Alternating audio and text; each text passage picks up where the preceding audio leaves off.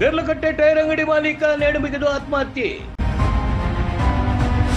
ಮನೆಯಲ್ಲಿ ನೇಣು ಬಿಗಿದು ದೇರ್ಲಕಟ್ಟೆ ಟೈರ್ ಅಂಗಡಿ ಮಾಲೀಕರೊಬ್ಬರು ಆತ್ಮಹತ್ಯೆ ನಡೆಸಿಕೊಂಡಿರುವ ಘಟನೆ ಕಲ್ಕಟ್ಟ ಸಮೀಪದ ಬಟ್ಟೆಡ್ಕ ಎಂಬಲ್ಲಿ ಸಂಭವಿಸಿದೆ. ಕಲ್ಕಟ್ಟ ಬಟ್ಟೆಡ್ಕ ನಿವಾಸಿ 45 ವರ್ಷ ಪ್ರಾಯದ ಪ್ರಕಾಶ್ ಅಂದ್ರಾದೆ ಸಾವನ್ನಪ್ಪಿದವರು. ಹಲವು ವರ್ಷಗಳಿಂದ ದೇರ್ಲಕಟ್ಟೆಯಲ್ಲಿ ಟೈರ್ ಅಂಗಡಿ ನಡೆಸುತ್ತಾ ಬಂದಿದ್ರು. ಮನೆಯಲ್ಲಿ ಯಾರು ಇಲ್ಲದಿರುವ ಸಂದರ್ಭ ನೇಣು ಬಿಗಿದು ಆತ್ಮಹತ್ಯೆ ಮಾಡಿಕೊಂಡಿದ್ದಾರೆ.